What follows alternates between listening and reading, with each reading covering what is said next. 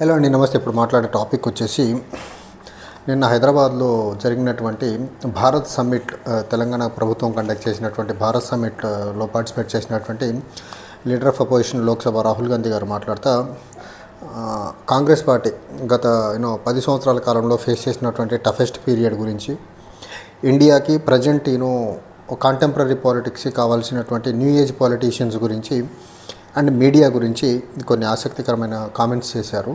So వాటి గురించి డీటెయిల్గా డిస్కస్ చేసే ప్రయత్నం చేశాం in brief.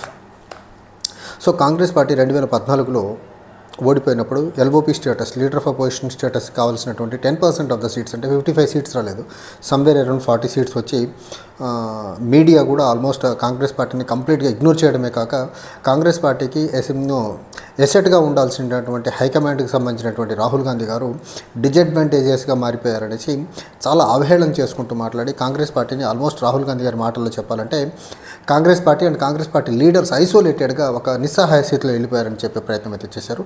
To be honest, భారతదేశంలో ఉన్నటువంటి మీడియా నరేంద్ర మోదీ ప్రధాని అయిన తర్వాత నరేంద్ర మోదీని ప్రధాని చేసేదానికి కూడా కంప్లీట్గా మీడియా యొక్క విలువల్ని కంప్లీట్గా పక్కన పెట్టి నరేంద్ర మోదీ కోసం, భారతీయ జనతా పార్టీ కోసం, ఆర్ఎస్ఎస్ కోసం పనిచేసిన విధానం ఏదైతే ఉందో అది కంప్లీట్గా ఒక పార్టీకి ఫేవర్గా పనిచేసి మిగిలిన భారతదేశంలో ఉన్నటువంటి బీజేపీకి వ్యతిరేకంగా ఉన్న పార్టీలకి వ్యతిరేకంగా దుష్ప్రచారం చేయడం, నెగిటివ్ వార్తలు రాయడం, ఆ పార్టీల యొక్క ప్రధాన లీడర్ల యొక్క ఇమేజ్ మొత్తాన్ని టార్నిష్ చేసి నెగిటివ్గా చూపించిన ప్రయత్నం ఏదైతే ఉందో అది డెమోక్రసీలో ఒక ఫ్రీ అండ్ ఫెయిర్ మీడియా చేయాల్సినటువంటి పని కాకుండా ఒక డిక్టేటర్కి భజన చేసే భజన బృందంలో మాత్రం భారతీయ మీడియా గోధి మీడియాగా మారి పనిచేసిన విధానం ఏదైతే ఉందో అది కంప్లీట్గా not acceptable in a democratic country.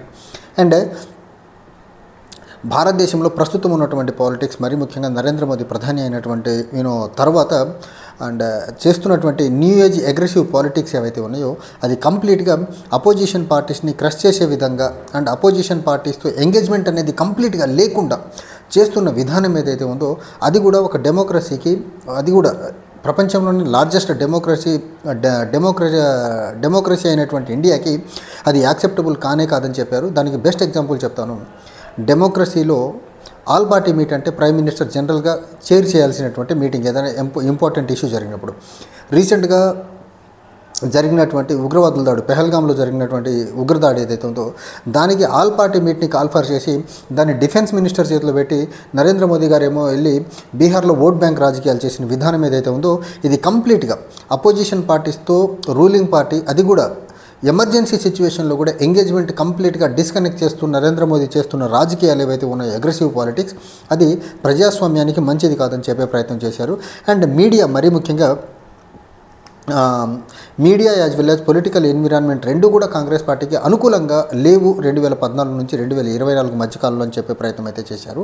And ఇలాంటి పరిస్థితులు కాంగ్రెస్ పార్టీకి ఇంతకుముందు ఎప్పుడు రాలేదు. కానీ నరేంద్ర మోదీ ప్రధాని అయిన తర్వాత మీడియా మొత్తం గోధి మీడియాగా మారిపోయినప్పుడు అండ్ పొలిటికల్ అట్మాస్ఫియర్ కూడా భారతదేశంలో ఉన్నటువంటి పార్టీలు కూడా కాంగ్రెస్ పార్టీతో కలిసి పొత్తు పెట్టుకొని ముందుకెళ్లే పరిస్థితి కూడా చాలా పార్టీలకి సముఖంగా లేదు. కొన్ని పార్టీలు బీజేపీకి బీ టీమ్గా మారిపోయినాయి, కొన్ని పార్టీలు కాంగ్రెస్ పార్టీ ఎదుగుదలను తట్టుకోవట్లా, కొన్ని పార్టీలు కాంగ్రెస్ పార్టీ ఆ రాష్ట్రంలో బలంగా ఉండటం వల్ల కాంగ్రెస్ పార్టీతో పొత్తు పెట్టుకుంటే ఇంకా కాంగ్రెస్ బలపడి మనం ఇంకా సెకండ్ డిజడ్వాంటేజెస్ పొజిషన్లోకి వెళ్తామని తెలిసి పొలిటికల్ అట్మాస్ఫియర్ కూడా కాంగ్రెస్ పార్టీ కలిసి రాని పరిస్థితి. అండ్ ఇంకొకటి, భారతదేశానికి ఇప్పుడున్న పరిస్థితుల్లో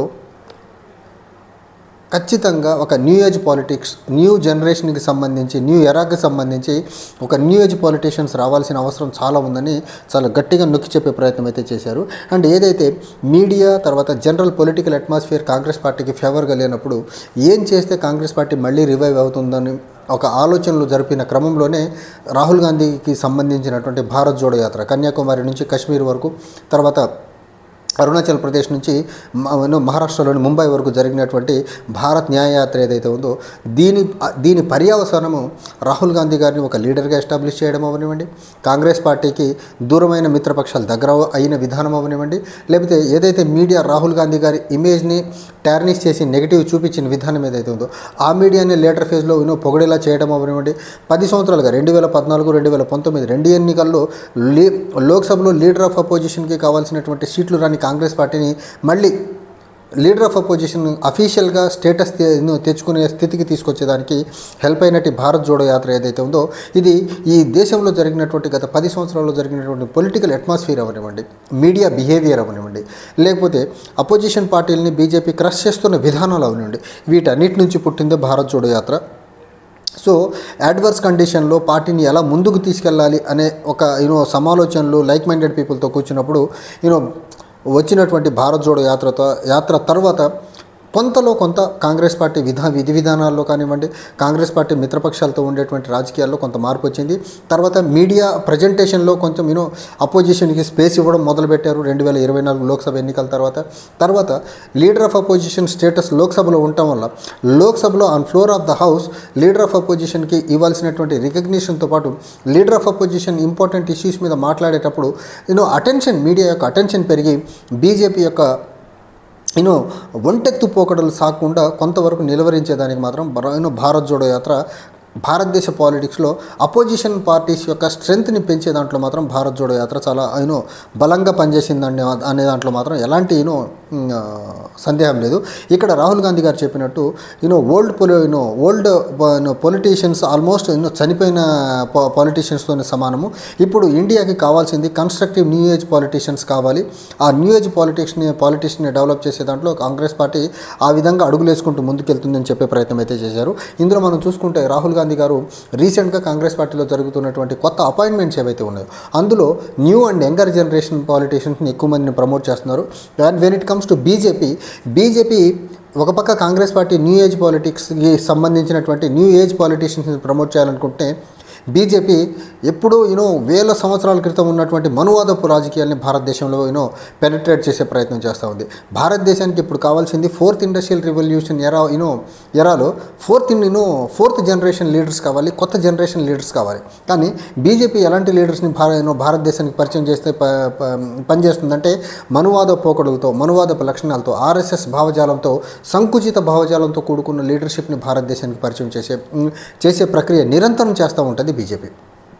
అండ్ ఇప్పుడు మనకు ఉన్నటువంటి ప్రధానమంత్రి కూడా చాలా సంకుచితమైన స్వభావం కలిగినటువంటి మనిషి. ఆయన broad vision, broad mind, accommodative nature ఉన్నటువంటి పాలిటీషియన్ కానే కాదు Narendra Modi is almost narrow thinker. So అలాంటి నారో థింకర్ ఉండటం వల్ల భారతదేశంలో అన్ని రకాలుగా ఇబ్బందులే, ఇన్ఫ్లేషన్ పరంగా, ఎంప్లాయ్మెంట్ పరంగా, ఎకనమిక్ గ్రోత్ రేట్ పరంగా భారతదేశంలో ఏ సెక్టర్ చూసినా ఇబ్బందుల్లో ఉండేదానికి కారణం ఏంటంటే నరేంద్ర మోదీ అనే వ్యక్తి సంకుచిత భావజాలం కలిగినటువంటి రాజకీయ బ్యాక్డ్రాప్ నుంచి రావడం ఒకటైతే, గెలిచి ఆ పొజిషన్లో కూర్చున్న తర్వాత అకామిడేటివ్గా లేకపోవడం, పాలసీ మేకర్స్తో కూర్చొని మాట్లాడకపోవడం, థింక్ ట్యాంకర్స్కి గవర్నమెంట్లో ప్లేస్ లేకుండా చేయడం, అపోజిషన్ యొక్క సూచనలు తీసుకోకుండా ఉండటం. సో వీటన్నిటి పర్యవసానం ఏంటంటే ప్రైమ్ మినిస్టర్ యొక్క సంకుచిత భావం మొత్తం భారతదేశ ఎకానమీ మీద పడిపోయి, ఎకానమీ టంబుల్ డౌన్ అయిపోయి కంట్రీ యొక్క గ్రోతే స్టాగ్నేట్ అయిపోయింది. సో రాహుల్ గాంధీ గారు చెప్పినట్టు ఇప్పుడున్నటువంటి న్యూ ఏజ్కి ఖచ్చితంగా న్యూ ఏజ్ పాలిటీషియన్స్ అనేది చాలా అవసరం అనేది మాత్రం అందరూ అగ్రీ అవ్వాల్సిన అంశం. బట్ రాహుల్ గాంధీ గారు చెప్పినట్లు ఈ న్యూ ఏజ్ పాలిటీషియన్స్ని ప్రమోట్ చేసే ప్రయత్నంలో భాగంగా ఇప్పుడున్నటువంటి మనీ పాలిటిక్స్ అవనివ్వండి, ఇప్పుడున్నటువంటి మజిల్ పాలిటిక్స్ అవనివ్వండి, ఇప్పుడు బీజేపీ చాలా అగ్రెసివ్గా ప్రమోట్ చేస్తున్నటువంటి రిలీజియస్ హేట్రెడ్ పాలిటిక్స్ని తట్టుకొని నిలబడే లీడర్షిప్ దొరకడం అంత ఈజీ అయితే కాదు. బట్ కాంగ్రెస్ పార్టీ ఆ దిశగా ప్రయత్నాలు చేస్తుంది. ఇంకొన్ని రీజనల్ పార్టీస్ కూడా న్యూ ఏజ్ పాలిటీషియన్స్ని ప్రమోట్ చేసే ప్రయత్నం చేస్తుంది. చూడాలా రాహుల్ గాంధీ గారు చెప్పినట్టు న్యూ ఏజ్ పాలిటీషియన్స్ దేశానికి తొందరగా వస్తారా లేకపోతే టైం పడుతుందా అనేది. Thank you.